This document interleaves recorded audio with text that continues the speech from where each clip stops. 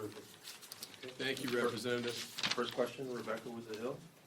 Yeah, I just kind of wanted to sort of understand, like, a lot of the stuff that you guys have pointed to in terms of his history, his comments on podcasts, a lot of this stuff has been out there for a while. So I'm curious, do you feel like your Republican Senate colleagues are kind of willfully ignoring this information?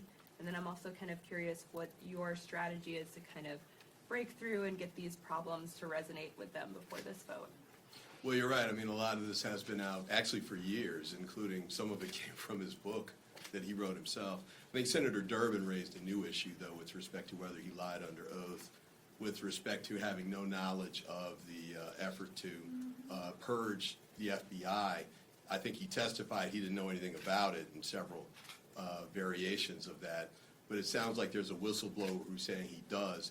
And it is a little curious that the day after he testified, the purge kind of began with the call for the name. So I think that's new information. I think any of that would be, any of these individual aspects would be, I think, disqualifying just on their own. But certainly when you add them all up together, I think that's clearly the case. Others who want to comment on that? They have selective amnesia, and this is a time when you should not, when you should be doing every single thing you can to make sure. They have selective amnesia, and this is the absolute time when you should not. I mean, in some of the hearings we're having of substance, we are talking about terrorists, we are talking about China, we are talking about AI, we are talking about so many issues that are deeply concerning to the American people and to our national security. And it makes sense that you would have someone who's going to be heading the FBI who's honest, transparent, and saying that they're willing to uphold the Constitution. And one of their first acts, even before they are confirmed, is to commit perjury, is deeply concerning for anyone who says that they are an American.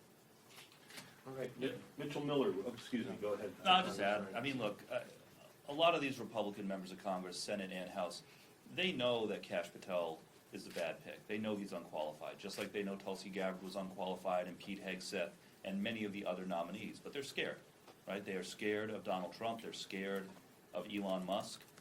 But they need to be scared of the voters who elected them as well. And part of what we are doing is continuing to educate people, to sound the alarm, because ultimately, if Kash Patel, among others, is as destructive as we fear he will be, then these Republican senators are going to own that for years to come, and we need to make sure that they hear that.